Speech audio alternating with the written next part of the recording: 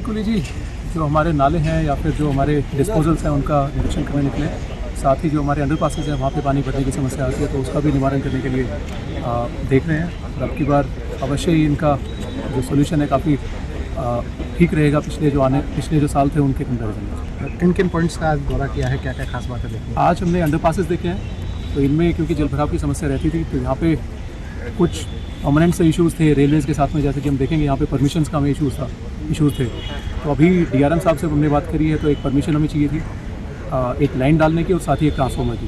तो वो परमिशन हमें लगभग मिल जाएगी।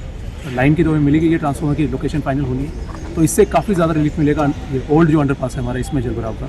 साथ ही जो एनएचपीसी का भी जो अंडरपास है, तो उसमें भी हमने कार्रवाई करी है, एफएमडी की तरफ से हुई है, तो वहाँ पे भी काफ़ी ज़्यादा रिलीफ मिलेगा अब की बार।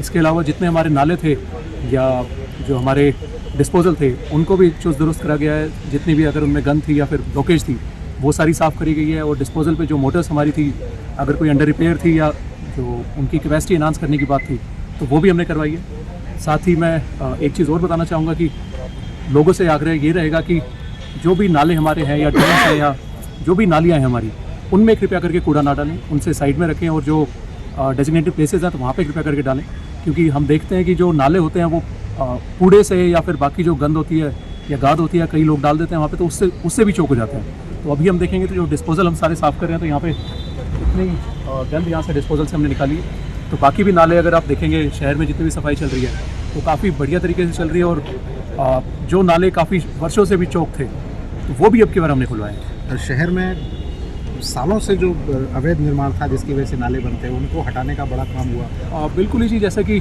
जो हमारे मेजर नाले हैं, बुढ़िया नाला हो गया, गोची ड्रेन हो गई या भड़कल ड्रेन हो गई, या फिर बाकी जो एसी नगर ड्रेन हो गई, या एक आध और भी हैं, तो उनमें एनक्रोचमेंट काफ़ी ज़्यादा हो गई थी। तो उसकी वजह से हमारी क्लीनिंग में भी दिक्कत आ रही थी और फिर साथ में पानी के बहाव में भी दिक्कत आ रही थी। तो वो दोनों चीज़ हमने ठीक करने की कोशिश करी है। तो एनक्रोचमेंट वहाँ से हटा के जो भी हमारी ड्रेन थी या फिर अंडरग्राउंड पाइपलाइन थी वो हमने सारी साफ़ करी है।